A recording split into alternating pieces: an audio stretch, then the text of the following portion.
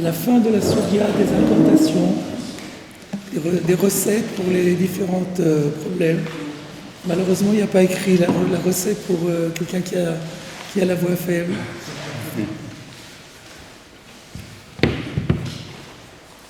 Donc, nous sommes arrivés, les kippas. Vous voyez où c'est? Au milieu de la page. Par rapport à la Mishnah, c'est facile. Vous remontez 3, 4, 5, 7 lignes. À partir de la Mishnah, vous remontez. Et au tableau, c'est là où c'est pas souligné. Alors, il y a une autre version. Au lieu de kippa, il y a kiva, avec un bête. Rashi a kippa. Regarde Rashi. Anpol, A-N-P-O-L-E-S, qui a donné ampoule. Ababouot. Ababouot, c'est des ampoules. D'après le dictionnaire, c'est des tumeurs entre le derme et l'épiderme. C'est votre contrôle. Donc, voilà. Donc, quelqu'un qui a des ampoules, qu'est-ce qu'il doit faire? Kach lachon Rabbi Yitzhak Rabbi Menachem Nishmato Eden. Alors, Rachid nous dit, c'est une explication que nous devons à un auteur, Rabbi Yitzhak, fils de Rabbi Menachem, de mémoire bénie. Velachon Rabotai, l'équipa, le Mishikofé ou Shed. Donc, d'après mes maîtres, c'était pas du tout ça. Kippa, ça vient de kofé, et ça veut dire c'est quelqu'un que le démon a obligé. En français, on appelle ça possédé, qui est pris par le démon, qu'il faut exorciser. Qu'est-ce qu'on fait? C'est très simple. Les Ma'achi, il n'y a qu'à réciter la phrase suivante. Rabbi Yitzhak Ben Menachem, c'était un contemporain de Rashi? Je n'ai pas fait de recherche, mais je m'imagine que c'est un Allemand, un auteur allemand. Vous pouvez regarder là où il faut regarder, on vous dira. En général, quand Rashi cite des maîtres, c'est des maîtres qu'il a connus en Allemagne, avant d'arriver en France. Nun Ayin, c'est Nishmato Eden. Son âme est au paradis. On traduit de mémoire bénie.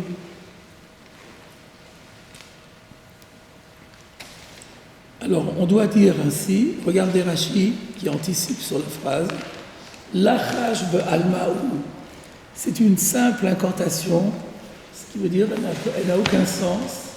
C'est pas la peine de se casser la tête à la décrypter. C'est des mots qu'il faut dire comme ça, bout à bout. Mais on peut quand même les comprendre, on peut faire le mot à mot. Mais Rashi dit, ne cherchez pas à approfondir la signification, c'est juste... C'est comme ça qu'il faut le faire, c'est comme ça qu'il est conçu. Alors c'est quoi le texte? Cheref shelufa vekela netusha lo shme yuchav cholim machovi. Point. Alors, c'est assez facile à traduire. Cheref, une épée, shelufa, dégainée. Kela, c'est la fronde, les touchas tendus, armés, prêts à attaquer.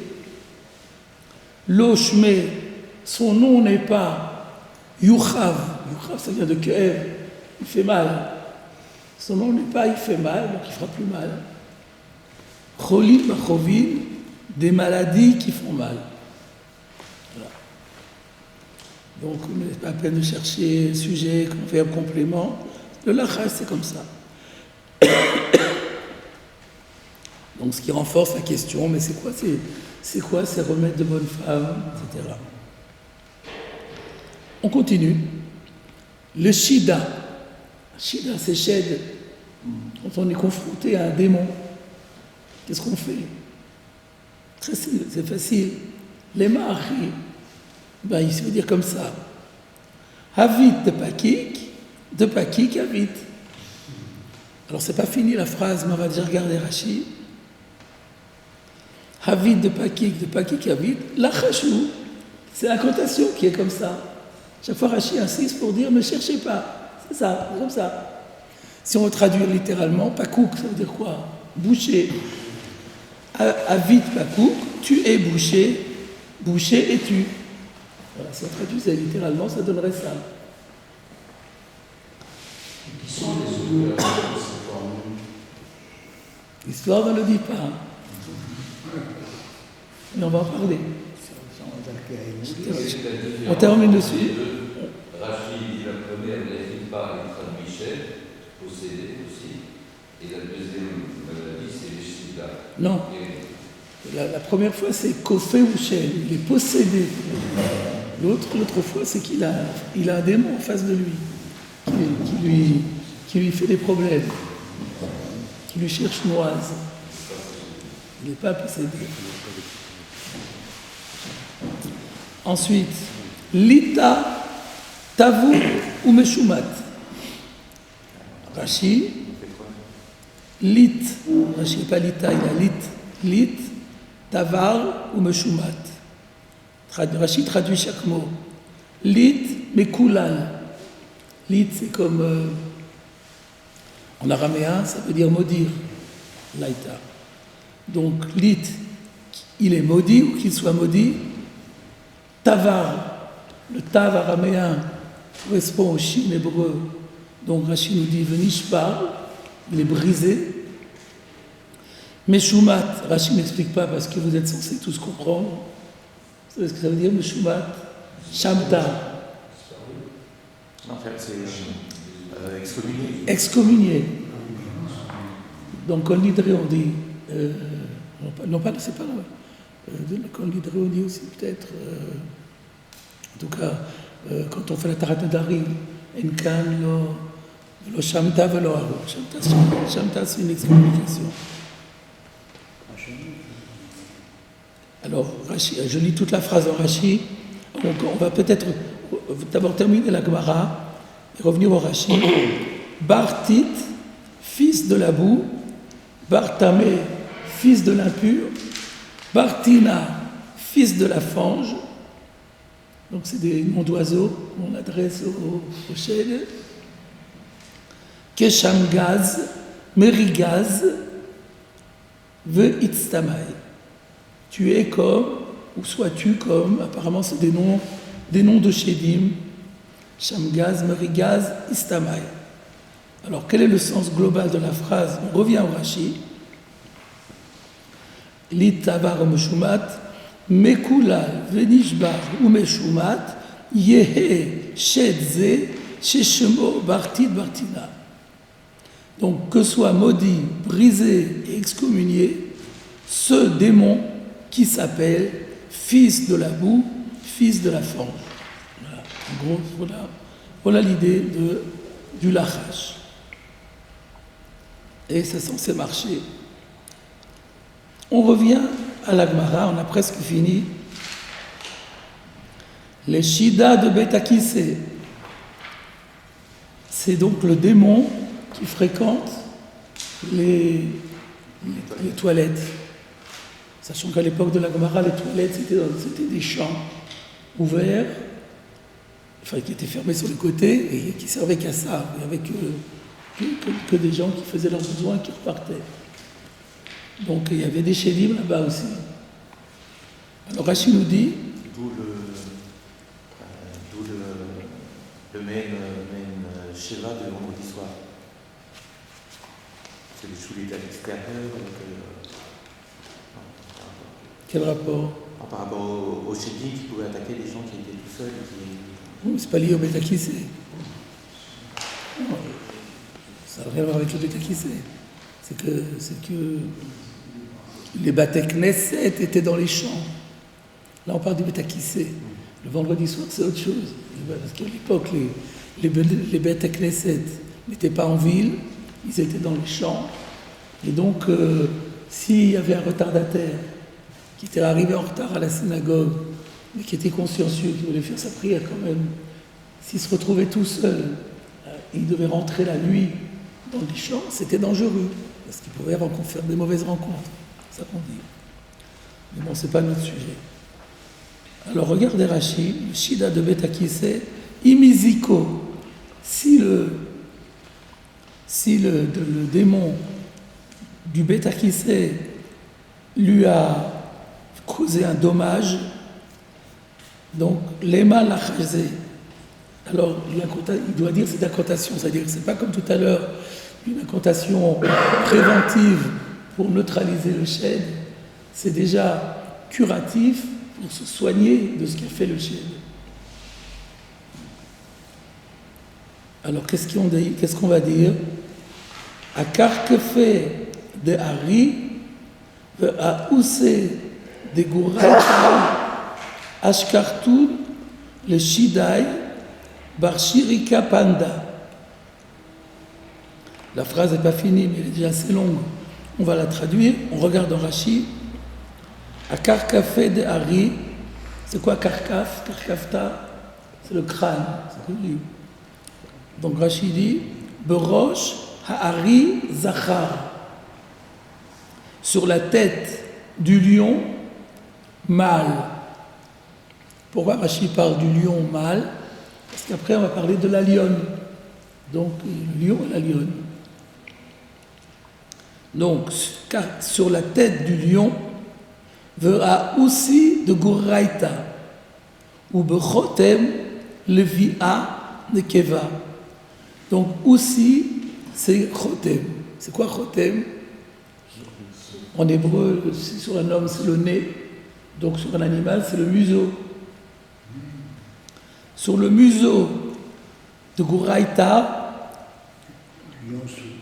le via. Le via, c'est... Non, c'est la lionne. Vous avez raison, Gour, tout seul, c'est lion. Gourarié Yehuda. C'est un lionceau. Mais Gouriata, c'est féminin, c'est la lionne. Donc sur le museau de la lionne. Nekeva, Rashi insiste, si on n'avait pas compris que la lionne, c'est une femelle. On revient. Ashkartoun, le Shidai, Bar Shirikai Pandai. Donc nous on a Ashkartoun, Rashi il a Ashkarta. Ashkarta, c'est trouver. Nous avons trouvé, c'est-à-dire nous avons rencontré le shed, le démon, Bar Shrikai Pandai, Rashi nous dit Karshmo, on l'appelle comme ça. On l'a trouvé sur la tête du lion, sur le museau de la lionne. Ok. Bemishra de Karte Chavte, Beloua de Chamra Chatarte. Et voilà. Alors, on regarde dans Rashi, Bemishra de Karte Chavte, Be'arugat Kreshin Hipaltiv. Donc Rashi a traduit chaque mot. Meshra, c'est Aruga. Karti, c'est Kreshin. Chavte, c'est Hipalti. Alors c'est quoi Aruga? Aruga, c'est une plate-bande. Une plate-bande. Kreshin. Alors Karti, le Karti, ça peut être deux choses, l'araméen. Quand on dit Metrelet le Karti, c'est le poireau qui est vert. Mais des fois, c'est comme le tav et le shin permutent entre l'hébreu et l'araméen. Ces fois, c'est Karshin. Karshin et Trouma. C'est quoi Karshin? C'est des vesses. V-E-S-C-E-S. C'est une sorte de végétal qu'on donne à manger aux animaux. Donc, sur des plates-bandes de vesses, Chavte, Ravat, ça veut dire battre. Hipaltiv, je l'ai fait tomber. Je l'ai fait chuter. Donc le chêne en question, je l'ai rencontré sur la tête du lion, sur le museau de la lionne.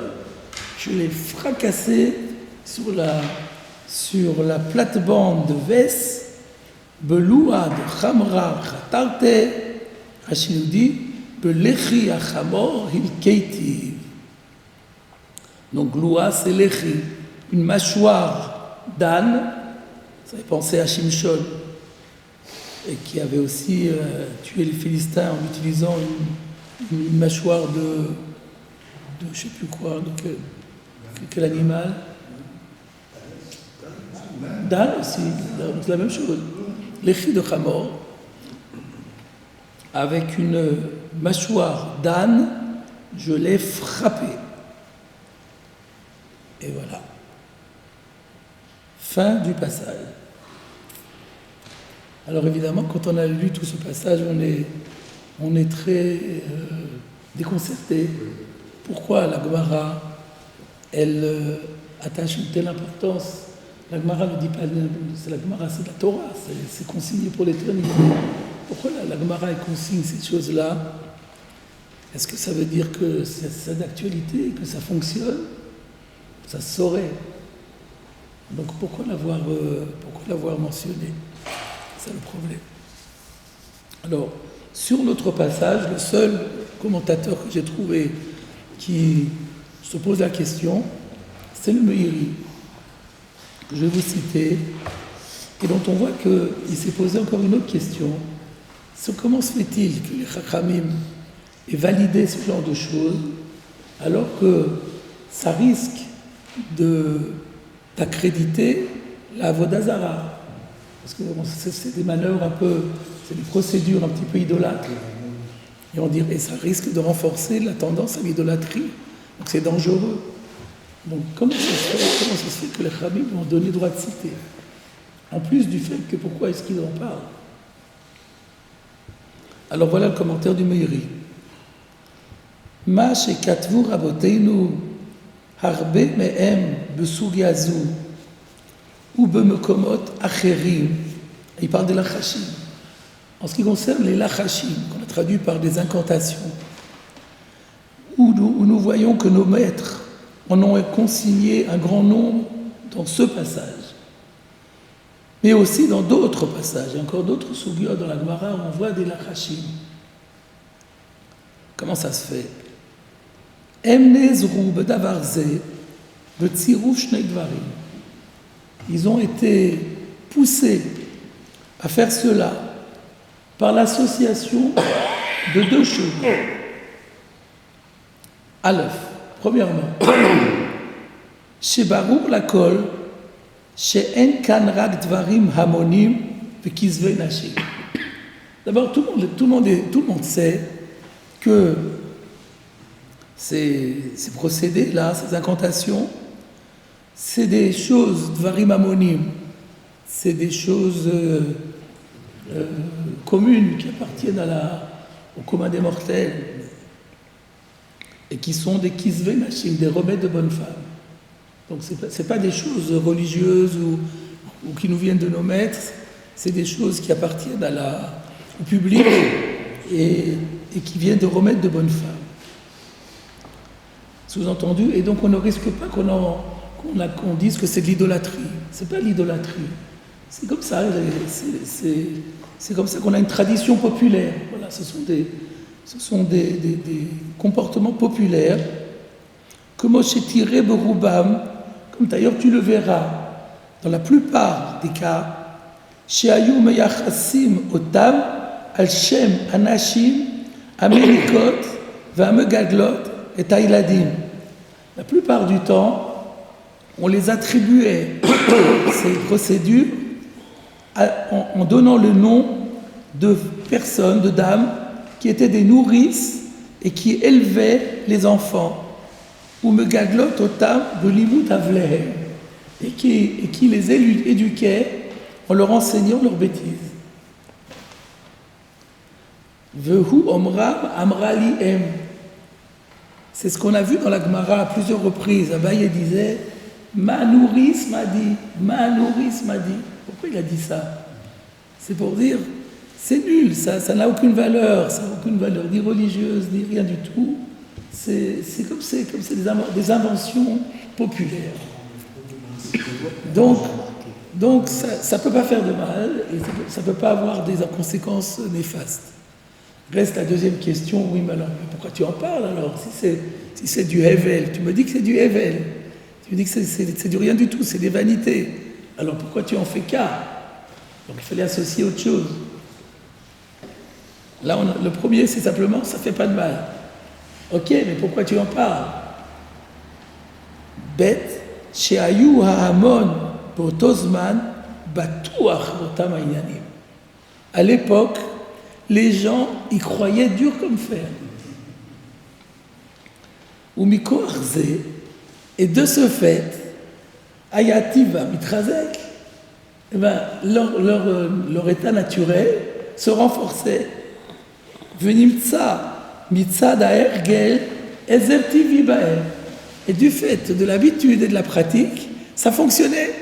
C'est ce qu'on appelle en français l'effet placebo.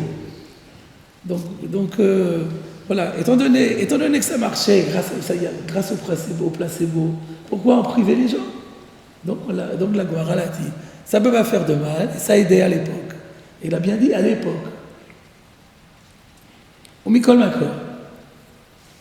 Encore un troisième aspect. Yesh ktsat dvarim besou yazou.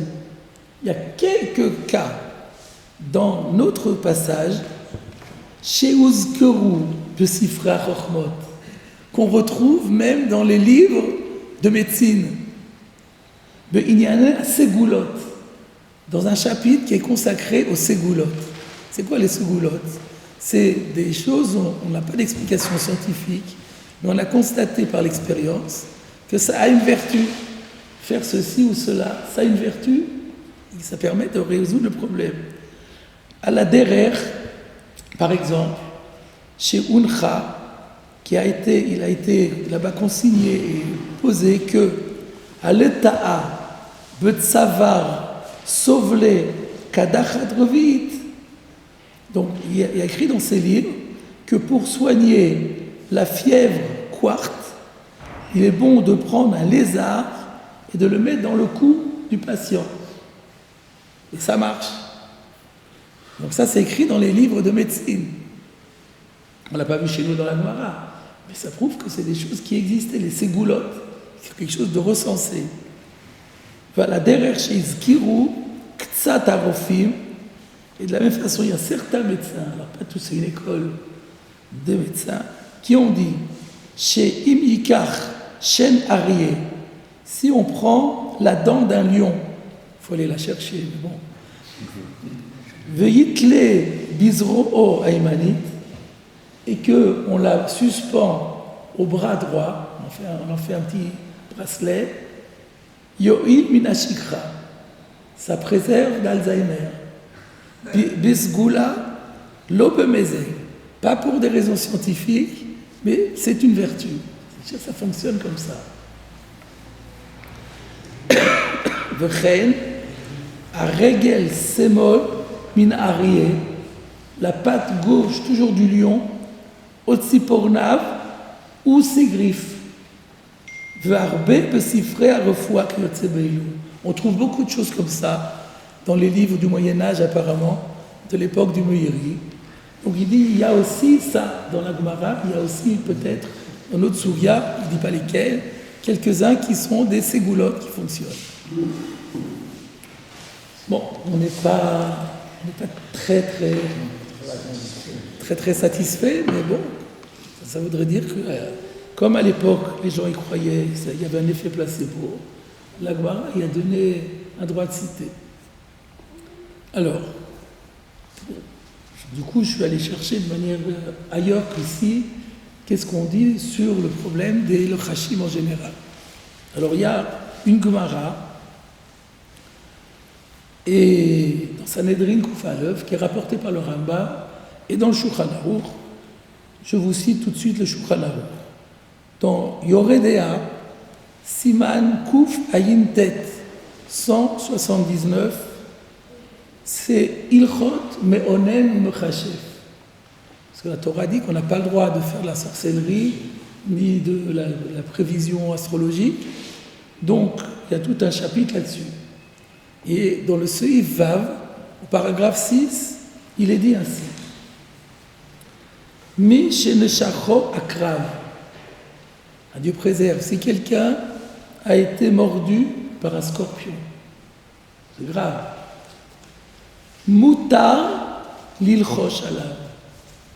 Il est permis de lui faire une incantation pour le sauver. Va filou beshabbat. C'est la Gemara dans Sanhedrin Kuf Aleph 101a. Va filou beshabbat. Et c'est permis même le Shabbat. Question, pourquoi ça serait plus interdit le Shabbat qu'un jour de semaine. Le Kesef Mishneh sur le Rambam dit de Asur le Arbot Besicha Betela. On n'a pas le droit le Shabbat de multiplier les propos oiseux. Donc c'est un propos oiseux a priori. Et c'est rapporté dans le Shulchan Aruch, dans Rachaim Siman Shin Zayin. Donc on aurait pu dire que c'est des phrases qui ne veulent rien dire, qui n'ont aucun sens, c'est incompatible avec la sainteté du Shabbat. C'est quand même permis. Et regardez la suite. Le Shulchan Aruch recopie mot à mot le Rambam. Vous savez que le Shulchan Aruch n'écrit jamais rien de lui. Tous les mots du Shulchan Aruch, c'est la copie d'un texte antérieur. En l'occurrence, c'est celui du Rambam. Ve'af al-pi she'en hadavar mo'il kloum. Bien que c'est clair que ce nachash, il ne sert à rien. Et ça, c'est le Rambam qui le dit. Perek Yudalef Milchot Avodah Zara Halacha Yudalef 11 lois sur l'idolâtrie, 11.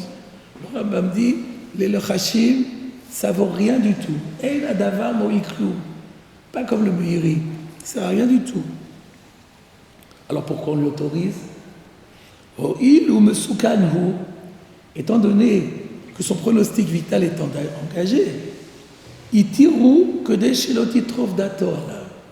On l'a autorisé pour ne pas qu'il panique. Parce que lui, voilà, il vient de se faire piquer. Donc pour lui, la seule solution, lui, il y croit, lui, la seule solution, c'est le lachash. Si on lui dit, on n'a pas le droit, c'est Shabbat, ça va le tuer. Alors donc, dans ce cas-là, on ne va pas, nous, entraîner sa mort. Donc on va laisser le placebo agir, et bien qu'on sache que ça sert strictement à rien. Voilà donc la chita du Rambam. Donc au travers de ce passage, on découvre que la chita du Rambam est que toutes ces choses-là, ça n'a aucune valeur thérapeutique. Et Adavar Mo'il Klou. Et il dit qu'il ne faut pas les faire Mais c'est autorisé pour les raisons qu'on a vues. D'accord, juste psychologique. Voilà, psychologique, exactement. On se pose la question pourquoi c'est marqué dans la Gemara. Sur le Shulchan Aruch, on a un commentaire du Gaon de Vilna. Et là, le Gaon de Vilna, contrairement à son habitude, s'étend un petit peu plus longtemps s'étend un peu plus. Sur ce passage-là, Afapish et Nadavar Moïl Klou. À Rambam, le Bioragra, il faut toujours donner les sources. La source, c'est le Rambam. V'chen katav perush ha-Mishnah. Et d'ailleurs, le Rambam est cohérent avec lui-même. Ce qu'il a dit dans son code, il l'avait déjà écrit, enfin je passais déjà, je sais pas qui était avant, il a aussi écrit dans son commentaire de la Mishnah, le Perek Daled Avodat Kochavim, chapitre 4 du traité Avodat Kochavim.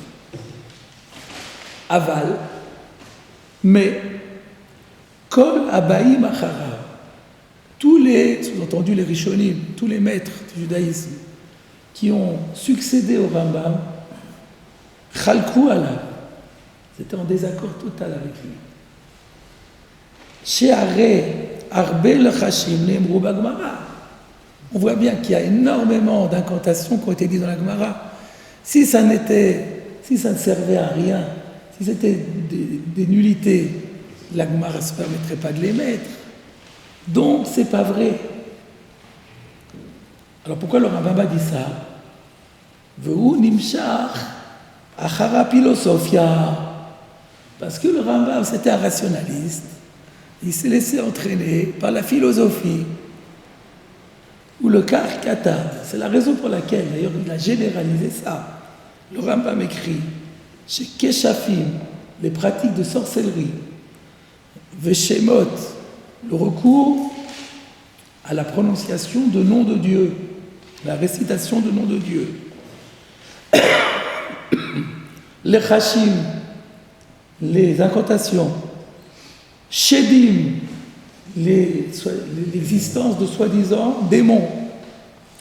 Kémiot, les amulettes, on a encore parlé la semaine dernière. Akol ou Sheker. La chita du Rambam, c'est que toutes ces choses-là, comment on appelle ça,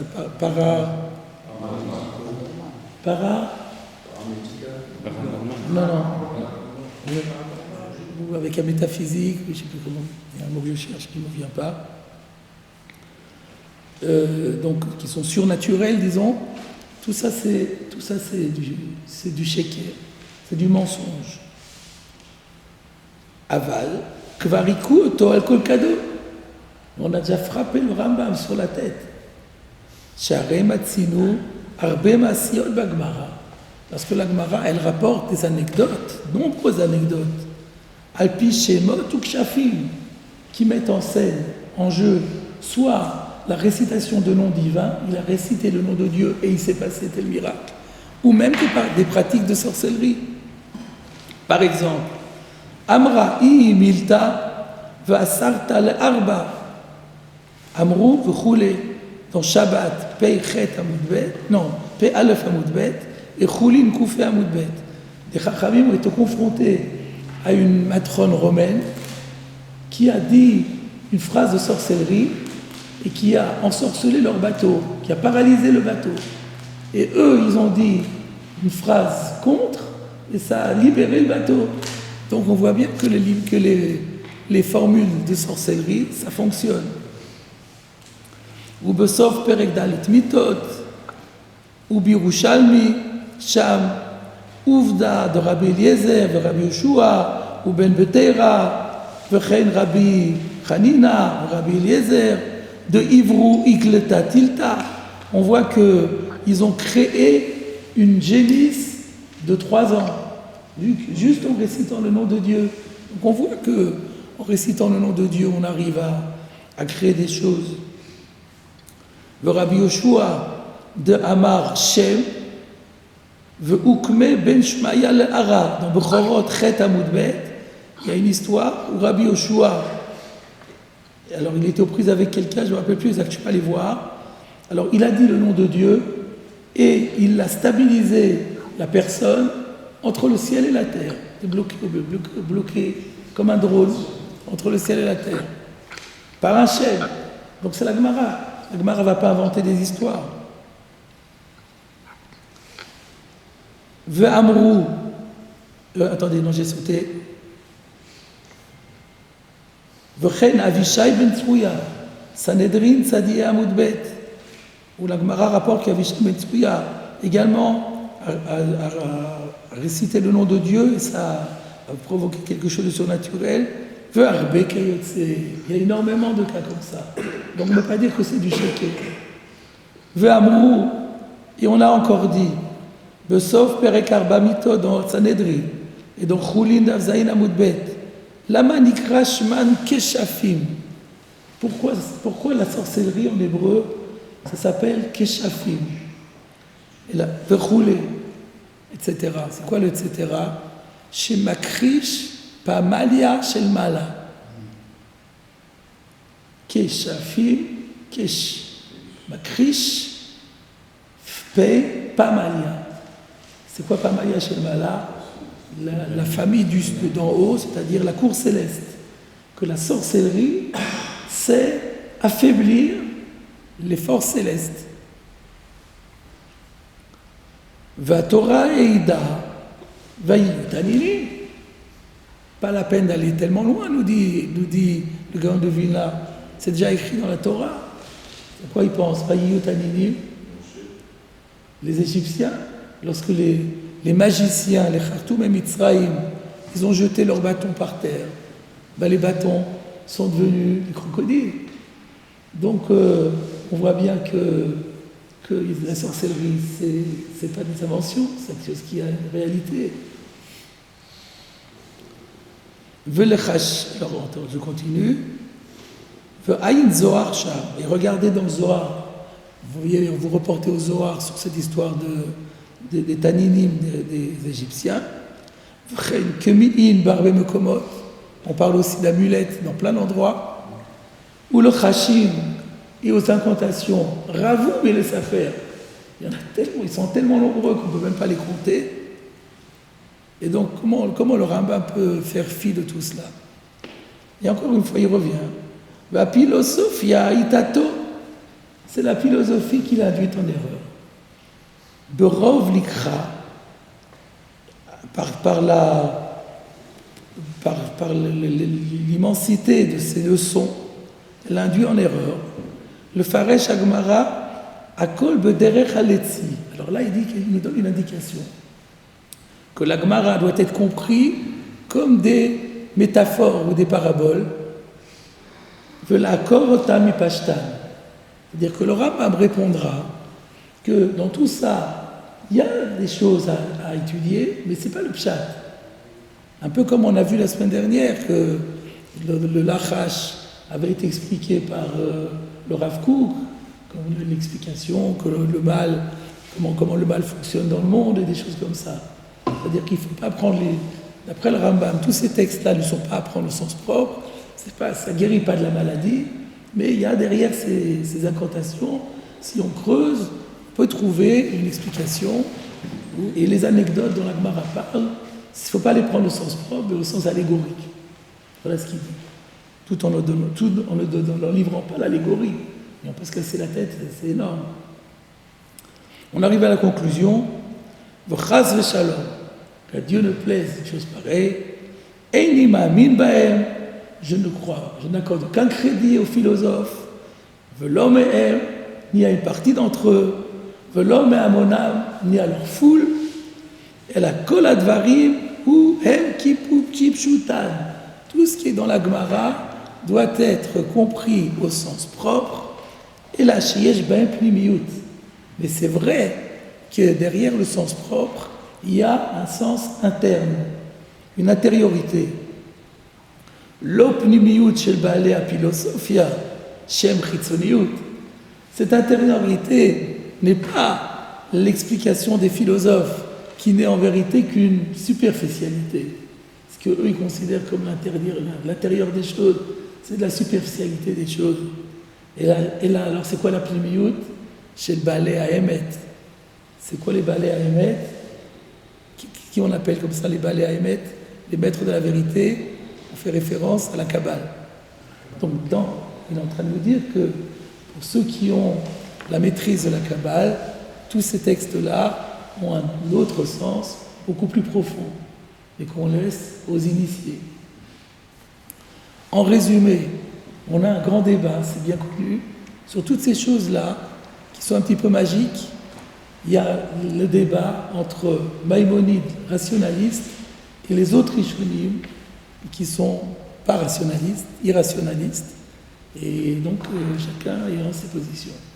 La majeure partie ne partageant pas l'avis du Rambam. Donc, je suis désolé de ne pas vous creuser davantage, je n'ai pas les moyens. Et le gars de Vilna, lui, il ne prend pas tellement position. Ah ben, comment qu'il n'a pas plus position que ça, je ne sais pas comment on peut faire. Chaz v'shalom, eni ma'amin ba'em. Non, bien sûr, lui, il dit du mal du Rambam, là, sans trop vouloir le condamner. Il l'excuse en disant le pauvre. Il a été induit en erreur par les philosophes, Misken. Mais il n'est pas d'accord avec lui du tout. Mais je pense qu'il confond trop rationalisme et philosophie, c'est deux choses différentes. C'est peut-être, mais là, en l'occurrence, puisque le Rambam, à cause de la philosophie, a refusé de voir quelque chose. Est-ce que c'est de la philosophie?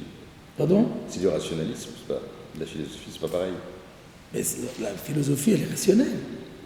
Oui, mais il n'y a pas que la philosophie qui est rationnelle. Non, mais là, dire qu'il y a des choses qui paraissent irrationnelles, surnaturelles, les rationalistes s'y opposent, et le Gaon de Vilna dit que c'est pas conforme à notre système, Il peut y avoir l'intervention divine dans le monde, elle est surnaturelle. La nature et miracles, tout ça, ça revient au même. C'est la même. Tout ça, c'est Dieu qui est derrière, et donc on peut très bien comprendre qu'il y a des choses, même si on ne comprend pas comment ça fonctionne. Voilà. Et ça, c'est rationaliste de dire ça aussi. C'est une autre rationalité. Voilà. Voilà donc pour les Lachashim. Et donc nous avons terminé ce passage. Et nous allons aborder maintenant la fin de notre Sugya. Si la Gemara rapporte ces cas Ouais. On peut considérer qu'il n'y en a pas d'autres.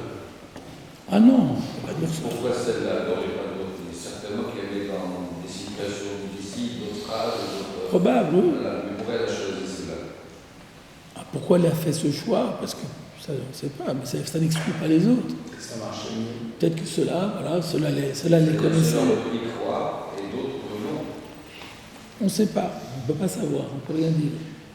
Est-ce que l'empressement n'aurait pas été mieux avec la Soudia des Kenya? Les Kenya? Oui, aussi. Parce que c'est quand même un peu, même si c'est pas la même chose, mais c'est un peu dans le même esprit. Mais oui, tout ça, ça va ensemble. Donc, d'ailleurs, on n'a pas fini, on aura peut-être encore d'autres choses vers la suite encore. La Gemara, elle étale. C'est mieux d'étaler que de tout regrouper. Comment on est venu à parler de l'Achashi dans cette Souya? Ah oui, parce qu'on l'avait dans la Mishnah. Exactement, quand dans la Mishnah on a parlé de ces plantes qui venaient pour telle maladie. Et alors donc déjà on avait, c'est comme les camélias un petit peu. Et donc on avait dit que pour cette telle maladie, la plante peut servir. Et puis alors avec en plus une phrase à réciter. Et hop, on a été. Donc c'était tout à fait d'actualité. Alors on arrive maintenant à l'intertitre. Uvnei Melachim Bezagin. Donc on revient à notre Mishnah. Et d'ailleurs, j'ai une correction chez moi, dans mon édition Osvada, il faut rajouter Vechoulé. Parce que le commentaire de la Gemara ne va pas être sur les 3 mots Uvnei Melachim Bezagin, mais sur la suite. Donc c'est l'occasion de relire la Mishnah. La méthodologie veut toujours qu'on relise la Mishnah avant de voir la Gemara. Que disait notre Mishnah? Page Samorvav Amoudbet, donc c'était Abani Miotzin Biksharim, c'est de cela qu'on avait parlé jusqu'à présent, que les enfants peuvent sortir avec ces fameuses plantes, et Benei Melachim, les fils de rois, les princes, Bezagin avec des clochettes. Et la suite c'était V'chol Adam. Et en fait, pas seulement les fils de rois, même les roturiers aussi. Et là, chez Dibrou, Chachamim Be'ové.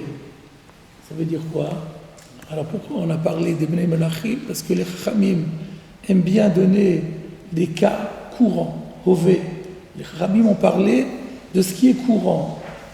Et il est courant, quels sont, sur le plan social, les gens qui ont l'habitude, ou les enfants, parce que là on parle d'enfants, qui ont l'habitude de sortir avec des clochettes, c'est plutôt les personnes royales. Alors on a dit les royales, les enfants des rois. Mais s'il y a quelqu'un d'aventure qui n'a rien à faire avec la famille royale, mais qui a envie de sortir avec une clochette en or, il peut aussi. C'est ça que disait la Mishnah. D'accord? Alors on revient à la Gemara. Bnei Melachim Bezagin. Ma'antana. La Gemara demande, qui est l'auteur de cette Mishnah? Alors, on va voir dans Rashi, quel est le sens de cette question. Rashi, Mantana de Katani v'chol Adam, va'filu anish be'Israël. Qui est ce Tana qui a dit que la règle est la même pour n'importe quel homme? Sous-entendu, même le plus pauvre en Israël. Donc c'est bien, donc le commentaire n'est pas sur Bnei Melachim, mais sur B'chol Adam. D'où le Vechoulé, exactement. Donc qui est-ce qui peut penser que même quelqu'un qui n'est pas censé porter une clochette en or peut le faire le jour du Shabbat? Je reviens à la Gemara. Amar, Rabbi Oshaya, Rabbi Shimon c'est Rabbi Shimon. De Amar, Kol Israël, Bnei Melachim. Rabbi Shimon est celui qui a dit que tous les Juifs, c'est tous des fils de roi. Et donc, ce qui est valable pour un fils de roi, s'applique automatiquement à n'importe quel juif. Alors Rashi nous dit, Rabbi Shimon, le Perek Shmone Shratzim. Le Rabbi Shimon, si vous voulez savoir où est-ce qu'il s'est exprimé, c'est plus loin dans Perek Shmone Shratzim. On ne va quand même pas attendre d'y arriver pour expliquer de quoi il s'agit. La question est de savoir là-bas,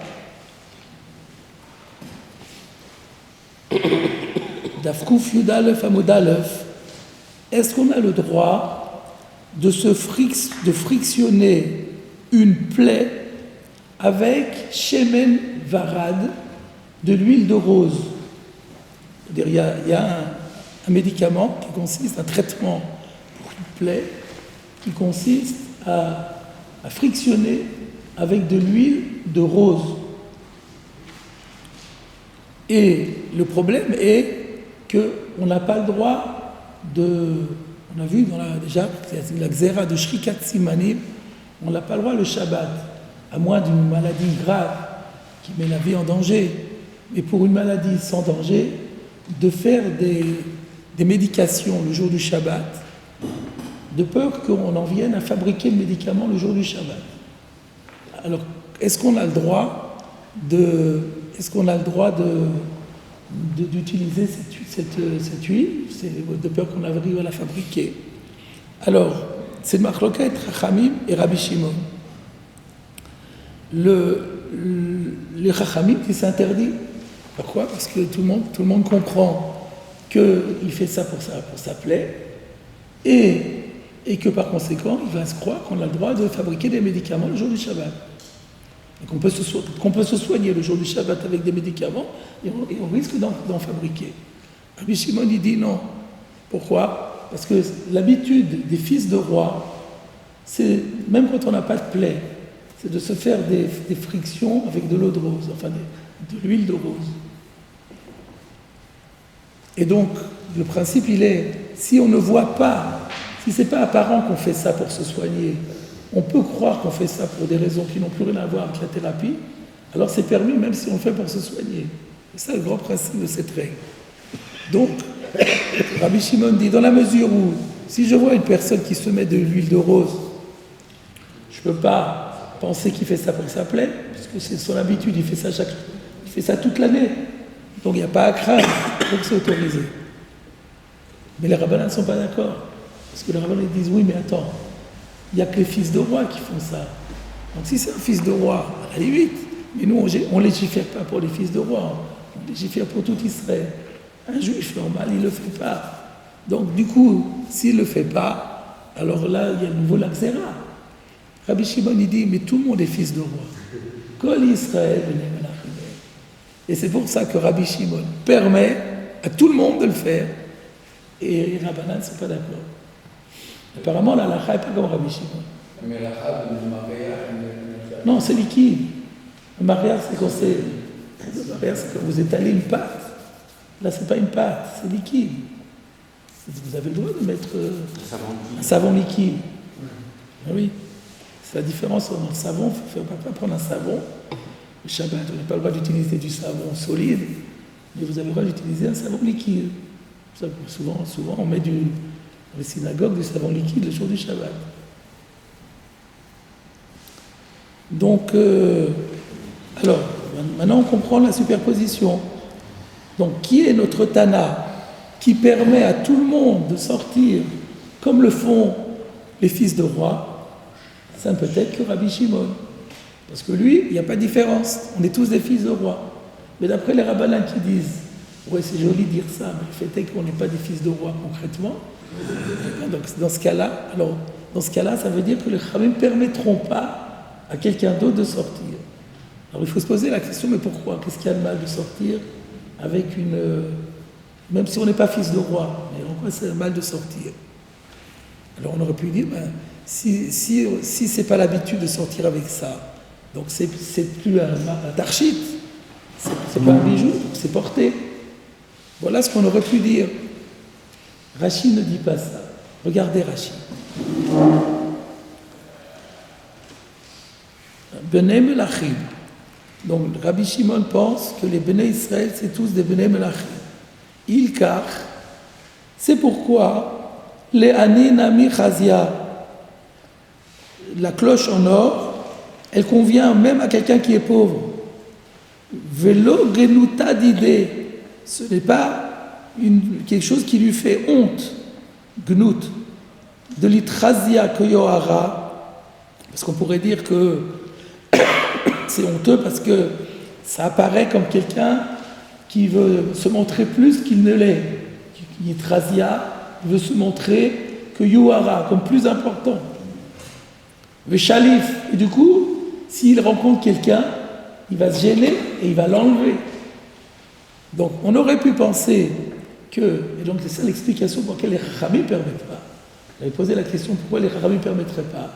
Parce que eux ils disent, quelqu'un qui est pauvre, il n'est pas Ben Melachim, il ne se sent pas quelqu'un de royal, et donc il se gêne de porter ça, parce qu'il sait que c'est pas à son niveau, et qu'il est en train de, quelque part, de faire croire qu'il est plus que ce qu'il n'est.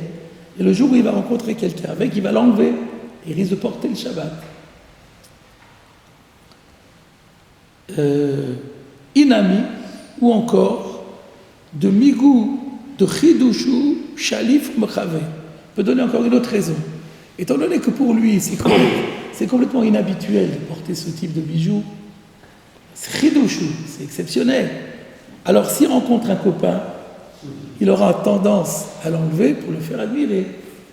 Donc il y a deux raisons, nous dit Rashi, qui font que si on ne pense pas qu'un Ani se prend pour un Ben Meler, on ne peut pas lui permettre de sortir avec ce bijou en or, parce qu'il risque de l'enlever.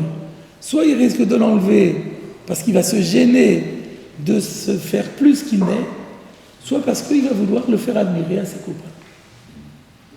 Mais Rabbi Shimon dit, pas du tout. Un Ani ne se gêne pas. Le Ani est fier. Il est Israël, il est Ben Melech. Le porte-monnaie, c'est pas ça qui compte. Il est Ben Melech. Pour lui, donc lui, il ne se gênera pas et il ne le fera pas admirer. Et pour lui, c'est tout à fait normal. C'est ça la marloquette. Alors la question qui se pose est, pourquoi Rachid n'a pas voulu dire, comme j'ai proposé moi, de dire que, encore plus, si on pense que c'est pas un Ben Meler, alors c'est même pas un Tarchit, c'est un Massoui. C'est encore plus grave. Là, tout le problème, c'est de peur qu'il en vienne à porter. Mais si on dit que c'est un Massoui, c'est un Issod d'Oraïta, carrément. Rachid n'a pas voulu dire ça. La raison, je pense qu'on va la voir dans la suite. Regardons la suite. Rava Amar. Rava dit, donc il est en désaccord avec qui? Avec Rabbi Oshaya. Rabbi Oshaya a dit que l'auteur de la Mishnah, c'est qui? C'est Rabbi Shimon. Rava Amar, Rava a dit, je ne suis pas d'accord. Be'arig biksuto vedivrei akol. La Mishnah ne va pas comme Rabbi Shimon, divrei akol, elle va d'après tout le monde, simplement pour expliquer comment les Rabbanan peuvent être d'accord. On parle ici de Harouk Biksuto, que la cloche, elle a été tissée à l'intérieur du vêtement.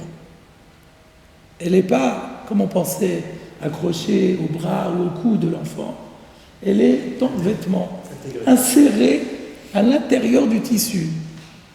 Et dans ce cas-là, même les Rabbanan permettent. Et là, nous avons la réponse à notre question. Rachid, on ne pouvait pas dire que c'est un problème de massouille, d'après les Rabbanan. Parce que si c'est un massouille, ça a beau être inséré dans le vêtement, on a inséré un massouille dans le vêtement. Il ne peut pas sortir avec Shabbat. Si on dit que la crainte, c'est qu'il l'enlève, alors qu'on s'est inséré dans le vêtement, il ne peut pas l'enlever. Donc le problème est résolu. Mais si on dit que c'est un massouille, l'insérer dans le vêtement, ça ne sert à rien. Et voilà pourquoi Rachid a expliqué ce qu'il a expliqué. Suivez? Encore? Très bien. Ça me laisse le temps de vous citer le Ritva. Le Ritva, par contre, le Ritva, au nom de Rabbeinu Tam, dit que puisque Rabbi Shimon pense que les Béné Israël sont des Béné Malachi, donc ça ne sera pas considéré comme un masouï, parce que c'est quelque chose qui lui revient, c'est quelque chose qui lui convient, c'est un tarchit. Par contre, sous-entendu, d'après les Chachamim, c'est un masouï, pas comme Rashi, au nom de Rabbeinu Tam. Alors comment on va expliquer Haroug? Pourquoi les Rabbanan permettent Haroug?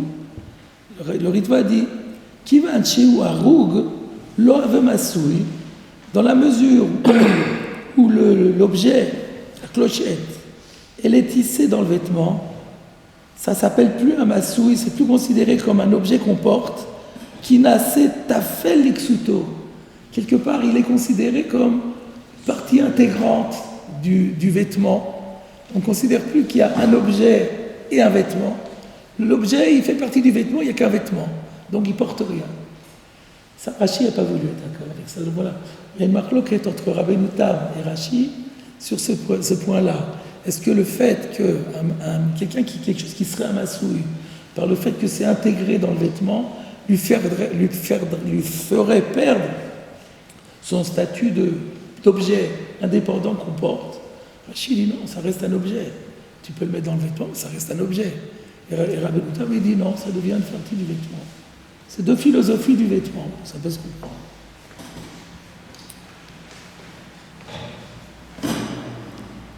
Alors, on va faire une petite pause.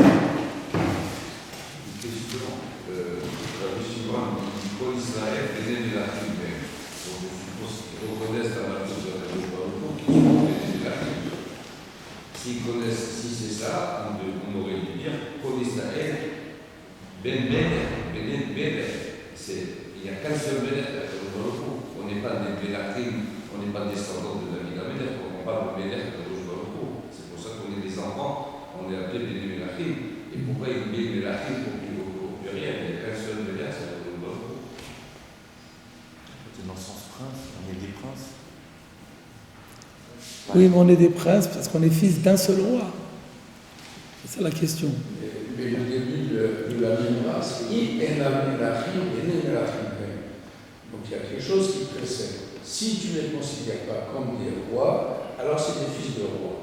Et dans ce cas-là, c'est vraiment des rois, le roi qu'on connaît, qu'on a eu en Israël, etc. Et si eux-mêmes ne sont pas des rois, alors ils sont des fils de rois. Je ne sais pas si ça fait allusion au Méler quelque chose. C'est ça. Vous avez postulé que la raison pour laquelle les Béné Israël sont Béné Malachi, c'est parce qu'on est fils d'Akadosh Baruch Hu. Mais ce n'est pas écrit ça. Et donc vous-même, vous posez une objection à votre pshat. Je l'ai lu sur un auteur, vous l'avez vu? Je crois que dans le Dessafat, je l'ai lu qu'on est appelé Béné Malachi parce qu'on reconnaît la Malachut de Akadosh Baruch Hu. Parce qu'on reconnaît. Oui, parce qu'on dit à Hachem Meler, Hachem Meler, donc on est Béné Melachim, on est des. Donc moi, c'est le monde, on est ses enfants. Non, mais le Akadosh Baruch Hu, c'est pas un Melech, c'est le Melech Malchei HaMelachim. Donc, c'est